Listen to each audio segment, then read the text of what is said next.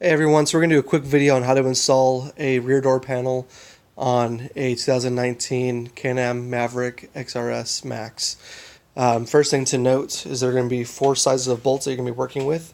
There's going to be a largest 80mm bolt or screw, 60mm screw, I don't know.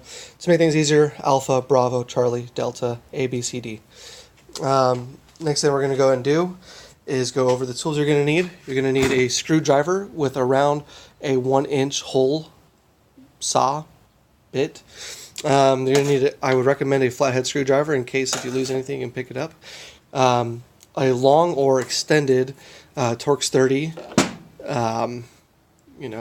bit, and then a short stubby Torx 30 bit, 10mm ratcheting wrench. Next thing you're going to go and do is prep the door panel for installation. You're going to cut the zip tie that was here, cut the zip tie that was there. You're going to go and place in these little brackets and make sure that the threads are going away from the bar. Bolt's going to come through here with a washer, and it's going to screw into there. Don't tighten them up all the way. You're going to need them a little bit loose so that the frame can wiggle around a little bit, because you do got to move it back and forth through the door a little bit to make things correct. So once you get, there's going to be four of these little clips. One here, one in the middle, one on the left, and then the last one will go right up here on this bracket. This bracket is going to be at the very back of the vehicle in case you're trying to find out which one is left and right. This bracket goes to the back. Once you have that all complete, and you got all the screws inside of there, it's all ready to go. You'll go ahead and drill that hole right here on the door panel. It's kind of hard to see it, but there's like a little crease. Basically, you want the middle of the hole to be at the middle of that crease, around the crease, towards the end as much as you can, to make things easier for yourself. There's already a hole inside there, and this is where you're going to place one of your 80mm screws. So that's already dangling right there for me. There was also this cover that you have to remove. I've already removed it for you guys. And that had one Torx 30 bit up there, or one Torx 30 screw right there, another Torx 30 screw right there, and then there's 10mm, excuse me, 10mm nuts, one right there, one right here, another Torx 30 was right there. Moved all of that, popped it off, and next step that you'll want to do is go ahead and take another one of your largest screws, or A screws as I called it earlier, and you'll want to stick it through this first hole right here. I'll get back to that, not a big deal. Second largest screw will go inside the very, very back. Now it looks like, yeah, each whenever you're installing it, use the rear hole. There's two holes right here. Use the rear hole. Not what you do in bed, but rear hole.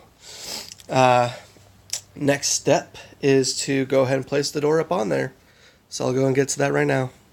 Alright everybody, so right here is going to be where you use your longest Torx head. Again, the longer the better, because it has to reach all the way down to the head, which is right there. And you'll go and use your ratcheting wrench to actually tighten it up. That's just going to be to hold it. There's just not enough hand room to get in there and turn and everything else. You'll use the stubby Torx 30 bit right here and right there. And then you'll use, same thing, you'll use your 10mm ratcheting wrench on this one.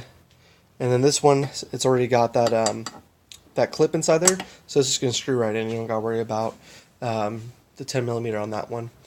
Once we're done with that, what we got to do is we have to actually adjust the door left and right. So that's kind of hard to see right now, but or it's just not really moving. But it does go a little bit left and right. And the reason why you need that is because you want to make sure it has a good seal down here. So right now, the seal looks okay. It's a little bit kind of close to the back right there. So I'm going to scoot it up a little bit more forward and bolt it down accordingly. Once you get that all done, that's pretty much about it. They did give you a little strip of adhesive, kind of like weather stripping type of stuff, and it says to place it right down here.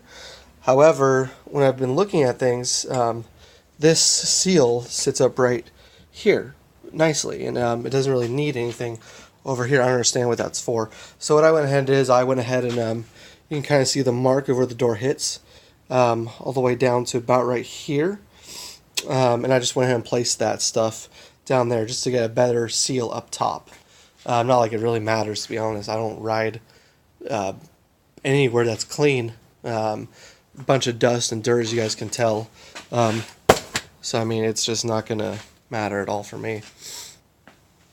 Anyways, once that is done, that will complete the door. I'll go and show you guys a quick finish of how it will look at the end.